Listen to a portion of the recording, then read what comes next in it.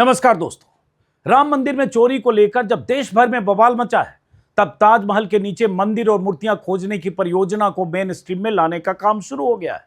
दुनिया के अजूबे के तौर पर सैकड़ों साल से खड़े ताजमहल की जड़ें खोदने की मंशा रखने वालों की तरफ से इलाहाबाद हाईकोर्ट में एक याचिका दायर करके कहा गया है कि ताजमहल पहले तेजो महालय था, मंदिर था, इसलिए हिंदुओं को यहां पूजा अर्चना की अनुमति दी जाए। हाईकोर्ट चाहे तो लोअर कोर्ट के फैसले को चुनौती देने वाली इस याचिका को खारिज कर सकता है, वैसे ही जैसे इसी इलाहाबाद हाईकोर्ट की लखनऊ बेंच के 2 जजों की पीठ ने 2022 में ताजमहल की खुदाई को लेकर दायर की गई एक याचिका को खारिज कर दिया था और याचिकाकर्ता को कहा था यूनिवर्सिटी जाओ, रिसर्च करो, पीएचडी करो, तब कोर्ट आना। लेकिन इलाहाबाद हाईकोर्ट ने केंद्र सरकार और एएसआई को नोटिस जारी कर जवाब दाखिल करने का निर्देश दिया है। यह मामला उस याचिका से जुड़ा है जिसमें आगरा की एक अदालत के उस आदेश को चुनौती दी गई है जिसमें ताजमहल का सर्वे कराने की मांग खारिज कर दी गई थी। याचिकाकर्ताओं का कहना है कि यह पता लगाया जाए कि क्या ताजमहल पहले भगवान शिव का प्राचीन मंदिर था जिसे बाद में मकबरे में तब्दील कर दिया गया।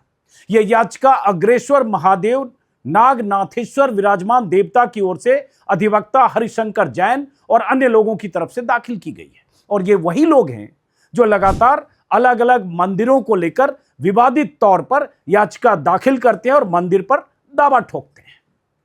इस याचिका में मांग की गई है कि ताजमहल को तेजो महालय नाम के मंदिर के रूप में घोषित किया जाए और हिंदुओं को वहां पूजा पाठ करने की अनुमति दी जाए।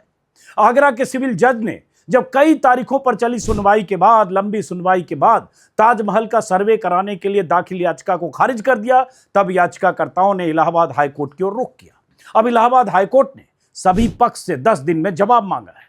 देश का कानून एक है, संविधान एक है, लेकिन एक ही हाईकोर्ट के अलग अलग जज एक ही तरह के मामले में क्या रुख अख्तियार करते हैं, इसे समझने के लिए हम आपको 4 साल पीछे ले चलते हैं। तारीख थी 12 मई 2022। इलाहाबाद हाईकोर्ट के जस्टिस DK उपाध्याय और सुभाष विद्यार्थी की बेंच के सामने ऐसी ही एक याचिका की सुनवाई हो रही थी। बीजेपी के अयोध्या मीडिया प्रभारी रजनीश सिंह ने कोर्ट में याचिका दायर करके ताजमहल के 22 कमरों को खोलने की मांग की थी। उन्होंने इन कमरों में हिंदू देवी देवताओं की मूर्ति होने की आशंका जताई थी। उनका कहना था कि इन बंद कमरों को खोलकर इसका रहस्य दुनिया के सामने लाना चाहिए। याचिकाकर्ता रजनीश सिंह ने इस मामले में राज्य सरकार से एक समिति गठित करने की मांग की थी। तब हाईकोर्ट के जजों ने इस याचिका को खारिज करते हुए याचिकाकर्ता को जमकर फटकार लगाते हुए कहा था, PIL की व्यवस्था का दुरुपयोग न करें, पहले यूनिवर्सिटी जाएं, पीएचडी करें, तब कोर्ट आए। कोर्ट ने कहा था अगर कोई रिसर्च करने से रोके तब हमारे पास आना। हाईकोर्ट के जजों ने कहा था कल को आप आएंगे और कहेंगे कि आपको जजों के चैम्बर में जाना है, तो क्या हम आपको अपना चैम्बर दिखाएंगे? इतिहास आपके मुताबिक नहीं पढ़ाया जाएगा। कोर्ट ने यह भी कहा था कि आप एक समिति के माध्यम से तथ्यों के खोज की मांग कर रहे हैं। आप कौन होते हैं? यह आपका अधिकार नहीं है और न ही यह RTI अधिनियम के दायरे में है। हम आपकी दलील से सहमत नहीं हैं। इतना ही नहीं, जस्टिस DK उपाध्याय और सुभाष विद्यार्थी की बेंच ने अपने ऑर्डर में कहा था कि हमने पाया कि याचिका में नियम 226 के तहत ताजमहल के इतिहास के संबंध में अध्ययन की मांग की गई है। इसके अलावा ताजमहल के अंदर बंद दरवाजों को खोलने की मांग की गई है। हमारी राय है कि याचिकाकर्ता ने पूरी तरह से गैर न्याय संगत मुद्दे पर फैसला देने की मांग की है। इस अदालत द्वारा ऐसी याचिका पर फैसला नहीं दिया जा सकता। अदालत ने कहा था जहां तक ताजमहल के कमरे को खोलने की मांग का सवाल है, हमारा मानना है कि इसमें याचिकाकर्ता को रिसर्च करना चाहिए। हम इस रिट पिटीशन को स्वीकार नहीं कर सकते। उसी समय जब ताजमहल के नीचे मंदिर होने पर तेज विवाद हुआ था, तो अलीगढ़ मुस्लिम यूनिवर्सिटी के इतिहास विभाग के प्रोफेसर नदीम रिजवी ने ताजमहल को धार्मिक रंग दिए जाने पर नाराजगी जताते हुए कहा था कि 300 साल तक ताजमहल के तहखाने और बाकी हिस्से खुले रहे। कई पीढ़ियों ने इसे देख लिया। यहां कोई ऐसा चिन्ह नहीं है। ताज के जो हिस्से बंद किए गए वे धार्मिक कारणों से नहीं बंद किए गए, बल्कि ताज में भीड़ और सुरक्षा कारणों से बंद किए गए। उन्होंने कहा कि स्मारक के संरक्षण और पर्यटकों की सुरक्षा के लिए ASI ने पूरे देश में स्मारकों के कुछ हिस्सों को बंद किया है। प्रोफेसर रिजवी ने तब कहा था कि ताज के तहखाने खोलने में कोई हर्ज नहीं है, लेकिन ये कोर्ट की निगरानी में खोले जाएं और वीडियोग्राफी की जाए।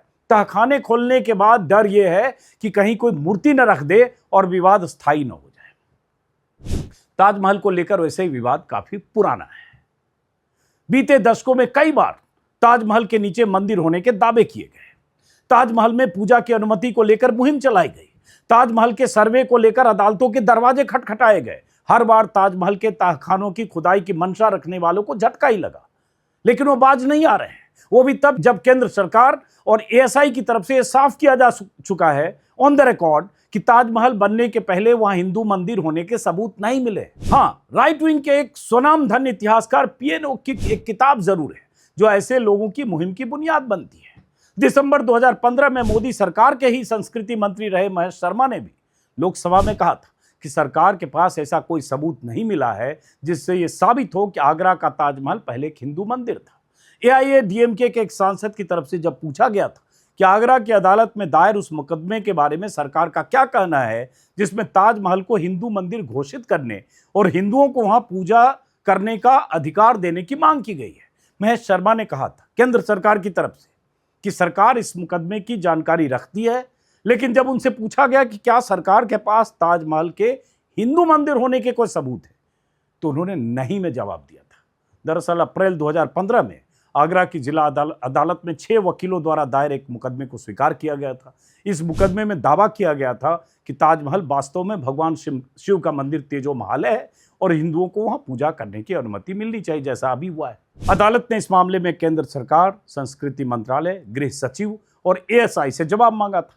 ऐतिहासिक स्थलों का देखरेख करने वाली सरकारी संस्था एएसआई ने भी तब अदालत में आधिकारिक तौर पर कहा था कि ताजमहल एक मकबरा है, मंदिर नहीं। एएसआई ने अपने हलफनामे का आधार 1920 की उस सरकारी अधिसूचना को बनाया जिसके तहत ताजमहल को संरक्षित स्मारक घोषित किया गया था। एएसआई ने अदालत में अपने जवाब दाखिल करते हुए कहा कि इस मामले की सुनवाई करने का अधिकार स्थानीय अदालत के पास नहीं है। एएसआई ने यहां तक कहा कि याचिकाकर्ताओं को यह मुकदमा दायर करने का कानूनी अधिकार लोकस स्टैंडी नहीं है। एएसआई का तर्क था कि ताजमहल एक इस्लामी स्मारक है और यहां कभी भी याचिकाकर्ताओं द्वारा बताए गए धार्मिक अनुष्ठानों की परंपरा नहीं रही है।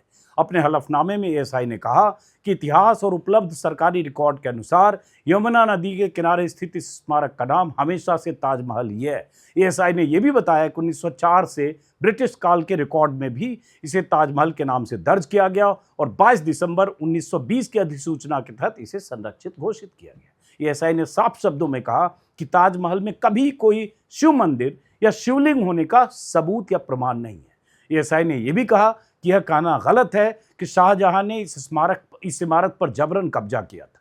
उपलब्ध रिकॉर्ड के अनुसार यह संपत्ति राजा जयसिंह से अदला बदली के जरिए प्राप्त की गई थी, लेकिन मंदिर के प्रमाण नहीं है, एएसआई का कहना है। केंद्र सरकार और एएसआई की तरफ से ऐसे बयानों के बावजूद ताजमहल के नीचे मंदिर होने के दावे थम नहीं रहे। दुनिया कहां से कहां जा रही है। हम चांद से आगे मंगल तक जा चुके हैं। देश को 5 ट्रिलियन इकोनॉमी बनाने की जद्दोजहद चल रही है। दुनिया के नक्शे पर भारत को विश्वगुरु बनाने की बात हो रही है।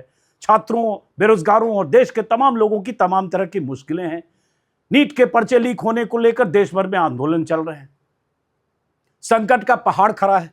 आर्थिक मोर्चे पर भारत जूझ रहा है और यहां हर थोड़े थोड़े दिन पर ताजमहल, कुतुब मीनार और जामा मस्जिद के नीचे मंदिर और मूर्तियां तलाशने को लेकर ढोल बजने लगता है।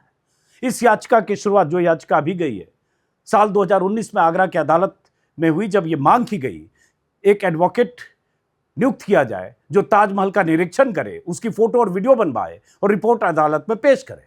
लेकिन अदालत ने यह मांग ठुकरा दी। अदालत का कहना था कि याचिकाकर्ता जमीन से जुड़े जरूरी दस्तावेज नहीं पेश कर सके और रिकॉर्ड में कुछ विसंगतियां हैं। इसके बाद याचिका दायर की गई, लेकिन वो भी खारिज हो गई। इसके बाद रिव्यू के लिए एक दूसरी याचिका दायर की गई, वो भी खारिज हो गई। अब वही मामला इलाहाबाद हाईकोर्ट पहुंचा है। एक बार पहले भी आगरा के वकीलों की तरफ से याचिका दायर की गई, जिसका मैंने जिक्र किया। और अगर ऐतिहासिक बात करें तो इतिहास के नाम पर एक पीएनओ जो बहुत लाडले इतिहासकार रहे हैं राइट विंग के, उनकी एक किताब है ताजमहल द ट्रू स्टोरी, 89 में लिखा है। उसमें उन्होंने तेजो महल नाम के भगवान शिव मंदिर था, ये था, वो था, दुनिया भर की कहानी उन्होंने लिखी है। ये किसी ज़माने में स्टेशन पर यह किताब बहुत बिका करती थी 30, 35, 40 साल पहले।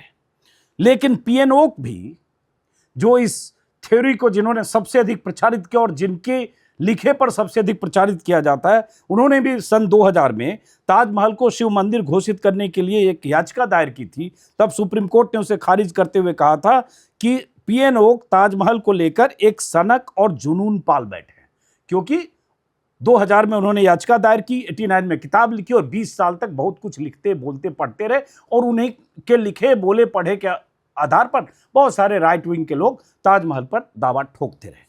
तो ये जो याचिका है और इस तरह की बातें हर बार खारिज होती रही, लेकिन फिर भी राइट विंग के लोग, बीजेपी के लोग, वीएचपी के लोग, बजरंग दल के लोग, कुछ हिंदुत्ववादी संगठन की तरफ से बार बार ऐसा उपक्रम किया जाता। अभी कुछ साल पहले भी हुआ था, 2018 की खबर देख रहा था कि मैं अंतर्राष्ट्रीय हिंदू परिषद की कुछ महिला कार्यकर्ता वहाँ पहुँच गई थी, मस्जिद तक जो ताजमहल परिसर में है धूप बत्ती जलाई, गंगा जल छिड़का, पूजा अर्चना की और उसके बाद वीडियो वायरल हुआ तो बहुत बवाल हुआ।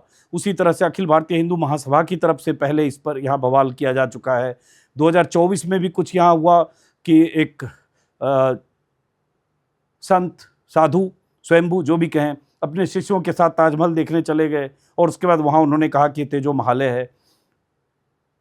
इसी तरह से कई बार टुकड़े टुकड़े में भी देख रहा हूँ, संगीत सोम के कई बयान हैं, विनय कटियार के बयान हैं और तमाम ऐसे बयान समय समय पर आते रहे। और याचिकाएं भी, 2 याचिकाओं का जिक्र आगरा के संदर्भ में किया, बीजेपी के नेता भी अलग अलग समय में ऐसे बयान देते रहे।